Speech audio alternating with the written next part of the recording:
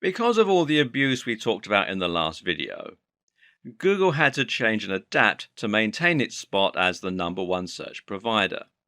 And to do that, it had to clamp down hard on those who were gaming the system and penalize sites that were cheating to get to the top spot. It did this by looking for obviously spammy strategies and de-indexing or downgrading the sites. So, sites with keywords in their URL no longer enjoyed the same advantage. Sites with huge numbers of inbound links from low-quality websites were de-indexed. Sites caught buying links were de-indexed. Sites that stuffed keywords were severely punished. Sites that had lots of backlinks with the same anchor text were treated as highly suspect, and the list goes on and on. Meanwhile, Google started to show preference towards sites that were longer, that linked out to other quality resources which previously would have hurt your SEO, and more. These changes came in the form of algorithm updates which had recognizable animal names and which got a lot of press from the internet marketing community at the time.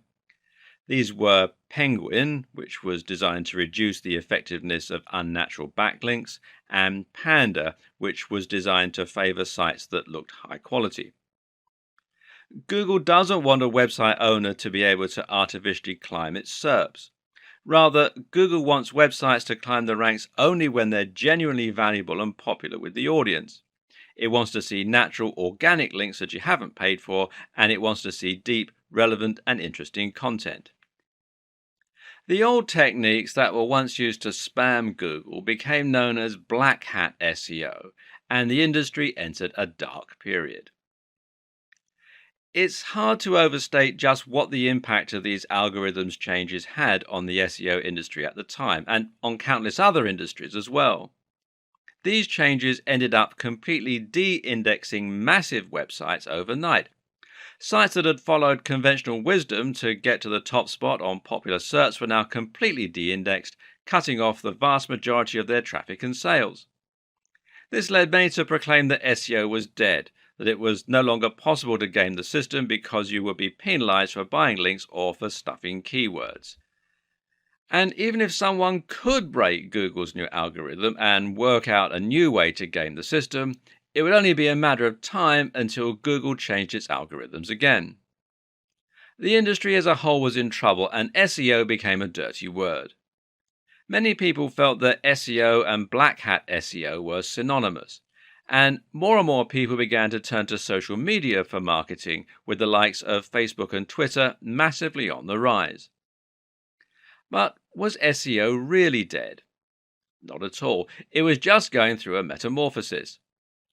SEO is not the techniques we use to get our sites to the top of Google. SEO is simply the objective of getting to the top of Google. Any technique you use to try to get more attention from Google could be considered SEO. So, if Google wants us to create a high-quality website, then creating a high-quality website becomes SEO. The hard part is just unraveling what Google's idea of a high-quality website should look like. Keyword research is still useful, for example, but we now know that Google doesn't want us to overly stuff our websites with those search terms. Instead, the recommendation hovers at around 1 to 2% keyword density. So if you write a long article and include the search term a few times, that should be enough, as long as it's also in your code a little or in your file name. It's also worth noting that Google looks for keywords in specific places in your content and gives those extra value. Google will consider it a strong sign if your keywords are used in your headers or in the first paragraph of your content. Google also looks for synonyms, though, and related language, which is something that we'll discuss more later on. And it no longer cares about how many links you can get. It cares far more about how high quality those links are. So, if your links are from lots of highly trusted websites, then you'll find it does great things for your ranking. Google is also now looking at things like bounce rates, how long someone spends on your website, and it's looking at how your site renders on mobile and how quickly it loads. You can now get penalized for typos and mistakes. And Google is also looking at social sharing signs. If you have lots of +1s from Google+, for example, then this can have a large positive impact. In short, Google is looking for signs of quality, relevance, and great design. At the end of the day, Google does not care about you as a content creator. You're not Google's customer.